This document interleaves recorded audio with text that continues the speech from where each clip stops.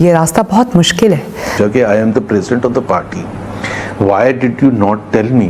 حضرت علی کا قول ہے کہ حق کے راستے پہ جو کھڑا ہوتا ہے وہ اکیلا ہوتا ہے, اس کے لیے مشکلات ہوتی ہیں. باجوہ کی بات چیت شروع ہو گئی تھی اور I am not sure. جوتے صاف کرنے پڑتے ہیں اور وہ آسان راستہ ہے, وہ مجھے بھی آتا ہے. تو میں اپنا بینیفٹ اس میں ڈھونڈوں گا نا کہ جی میں تو اسی وقت تختہ کر رہا تھا عمران خان کا. پتہ نہیں زبیر نے آپ کو کیا میسج دیا.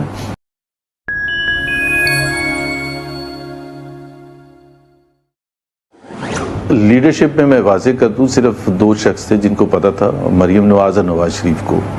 اور بالکل یہ کہا بھی کیا تھا مجھے کہ یہ obviously this is highly secretive meeting اور اس کا کسی کو بھی نہیں پتہ چلنا چاہیے, نہ میری فیملی کو نہ کسی اور کو.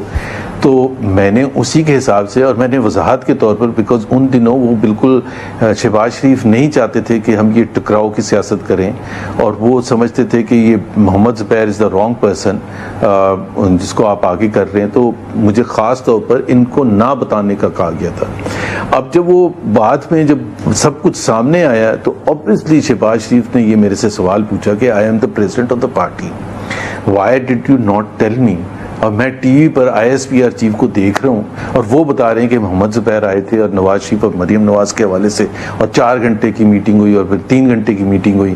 تو ساری ڈیٹیلز تو ISPR چیف نے بتا دی تھیں.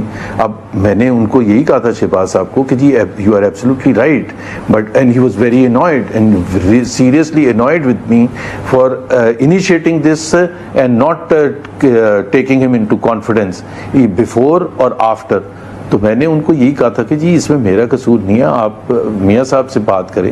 کہ مارچ میں ووٹ آف نو کانفیڈنس کا وہ جو فائل کیا گیا تھا مارچ کی 8 تاریخ کو, اس سے تقریباً 2 مہینے پہلے جنوری میں جنرل باجوہ کی بات چیت شروع ہو گئی تھی. اور I am not sure کہ ان کی ملاقات, بٹ ہم نے سنا تھا کہ ان کی ملاقات 1 یا 2 ملاقاتیں بھی ہوئی ہیں نواز شریف صاحب کے ساتھ. کیونکہ باجوہ صاحب نے وہاں کمیونیکیٹ ایسے کیا, کیونکہ میں تھوڑا سا ریکال کرنے کے لیے, وہ جو میری ملاقاتیں ہوئی تھیں 2020 اگست اور سپتمبر میں ہوئی تھیں, فرسٹ ویک آف سپتمبر میں 2020. اس ایونٹ سے ووٹ آف نو کانفیڈنس سے 1.5 سال پہلے باجوہ صاحب نے وہاں کمیونیکیٹ جو کیا کہ جی میں تو اسی وقت تختہ کر رہا تھا عمران خان کا. پتہ نہیں زبیر نے آپ کو کیا میسج دیا. اور پھر میرے سے یہ پوچھا جا رہا ہے کہ جی آپ نے مس کمیونیکیشن کر دی. میں نے کہا بھائی میں کیوں مس کمیونیکیشن کروں گا, for what did I gain out of that? یا تو میں اس وقت اگر مس کمیونیکیشن کروں گا جان بوجھ کے, تو میں اپنا بینیفٹ اس میں ڈھونڈوں گا نا.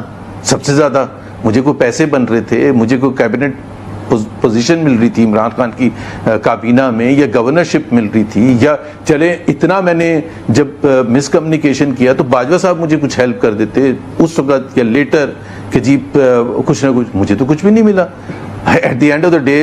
اور 2 سال کے بعد تو میں یہ کہہ سکتا ہوں نا کہ مجھے تو کچھ بھی نہیں ملا. میں نے تو بلکہ آپ کو بتایا کہ شہباز شریف ہوں یا احسن اقبال ہوں یا دوسری لیڈرشپ ہوں, وہ تو ایک ہمارے ہاں فیمسلی کہتے بھی ہیں کہ سریا لگ جاتا ہے گردن میں ایک دفعہ حکومت میں آ گئے, اور جو نہیں ہوتا حکومت میں اس کو تو پھر آپ لفٹ ہی نہیں کراتے. اور میرا اگر ایک پرسنل ایمبیشن ہوتا نا کہ میں نے یہاں پہنچنا ہے, میں نے یہ بننا ہے, تو اس میں پھر میں نے یہ راستہ نہیں اپنانا تھا بالکل بھی. وہ راستہ مجھے آتا ہے, وہ راستہ بہت سارے لوگ آج بھی لیتے ہیں, اور وہ راستہ بہت آسان ہے. اس میں صرف آپ کو ہاتھ جوڑنے پڑتے ہیں, اس میں صرف آپ کو اپنی سیلف رسپیکٹ قربان کرنی پڑتی ہے, اس میں صرف آپ کو جوتے صاف کرنے پڑتے ہیں, اور وہ آسان راستہ ہے. وہ مجھے بھی آتا ہے, بہت اچھے طریقے سے آتا ہے. لیکن مجھے آپ یہ نہ سمجھیں کہ مجھے اندازہ نہیں تھا کہ اس راستے میں اتنی ڈیفیکلٹیز ہیں. حضرت علی کا قول ہے کہ حق کے راستے پہ جو کھڑا ہوتا ہے وہ اکیلا ہوتا ہے, اس کے لیے مشکلات ہوتی ہیں. تو یہ جو راستہ میں نے چنا ہے یہ مشکل راستہ ہے, اور اس کی قیمت میں نے بہت بڑی چکائی ہے پچھلے 3 سالوں میں. دیکھیں ڈان لیکس بنا میرے اوپر, بالکل ناجائز, میرا کوئی لینا دینا نہیں تھا اس سے. اس میں سے اللہ تعالیٰ نے نکالا. پیناما لیکس بنا میرے اوپر, میرا اس میں کوئی نہ لینا نہ دینا, نہ میاں صاحب کا کوئی لینا دینا تھا.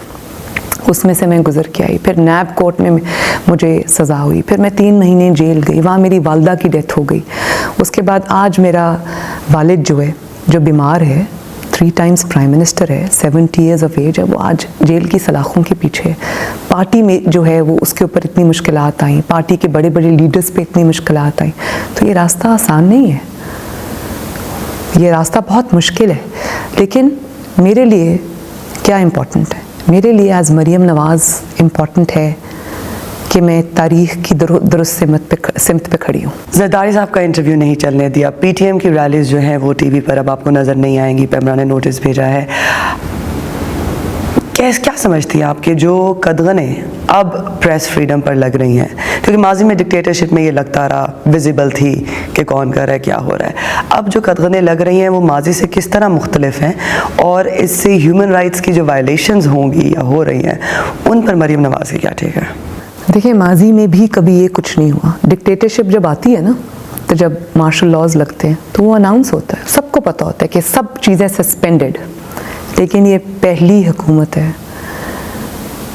जिसमें डेमोक्रेसी के फसाड होते हुए भी बदतरीन martial law, civilian martial law, बदतरीन जो ह्यूमन राइट्स की और फ्रीडम ऑफ एक्सप्रेशन की और फ्रीडम ऑफ जो प्रेस है उसकी।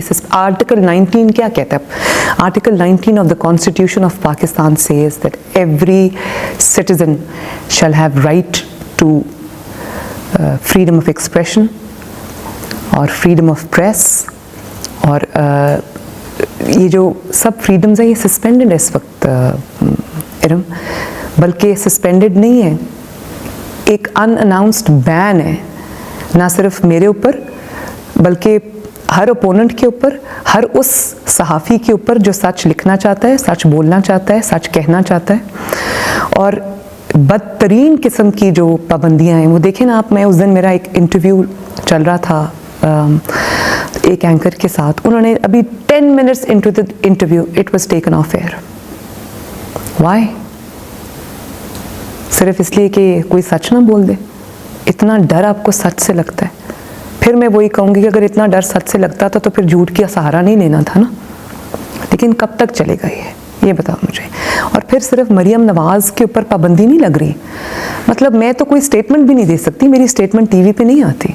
उसकी वजह यह है कि मेरी स्टेटमेंट से वो फिर 35-40 तर्जमानों को आके हुकूमत की मेरी स्टेटमेंट्स के जवाब देने पड़ते हैं। उनकी नौकरी यही है, उनको इसी काम के लिए रखा हुआ है। उनको कोई फिक्र नहीं है कि अवाम के मसाइल क्या हैं, उनके ऊपर पॉलिसीज़ क्या हैं, उनके जवाब देने। उनको सिर्फ मरियम नवाज़ का जवाब देने के लिए रखा हुआ है। एक तो वो बेचारे मुशक्क़त में आ जाते हैं, और दूसरी बात ये कि सच से डरते हैं। तो बात यह है कि सिर्फ मरियम नवाज़ पे पाबंदी नहीं, आसिफ जरदारी साहब का जो इंटरव्यू नहीं चला, सिर्फ पॉलिटिशियंस पे ये पाबंदी नहीं, ये पाबंदी मीडिया हाउसेस पे भी है, ये पाबंदी जर्नलिस्ट्स पे भी है। अभी चंद दिन पहले 3 जर्नलिस्ट, बड़े वो रिप्यूटेड जर्नलिस्ट हैं, और उनके ट्विटर हैंडल्स जो हैं वो सस्पेंड कर दिए। और कई रिनाउंड सहाफ़ी जिनकी एक अपराइट सहाफ़ी जो हैं, जिनका वाकई काम सहाफ़त है, मेक शिफ्ट सहाफ़ी नहीं है वो, तो उनकी नौकरियां चली गई क्योंकि वो टीवी पे वो बिकने को तैयार नहीं हुए। तो मीडिया हाउसेस को कहा गया कि आप फ़लाँ शख्स का या तो प्रोग्राम बंद करें, और फिर प्रोग्राम्स बंद किए। जब वो आर्टिकल लिखते थे उनके आर्टिकल्स भी बंद कर दिए, उन पे पाबंदी लग गई। तो ये तो फिर कबूतर की तरह अपनी आंखें बंद करने वाली बात हुई ना। जो ख़तरा सामने से आ रहा है वो तो आ रहा है, वो आपको नज़र नहीं आ रहा, वो आपने आंखों पे हाथ रख दिया, वो तो आ रहा है। तो इतनी बदतरीन जो पाबंदियां हैं ना वो कभी किसी की नहीं लगी, कभी किसी हुकूमत में नहीं लगी। या तो कह दो कि हाँ मार्शल लॉ है, या तो कह दो कि टेक ओवर हो चुका है। तो सिविलियन मार्शल लॉ ये बदतरीन किस्म होती है मार्शल लॉ की।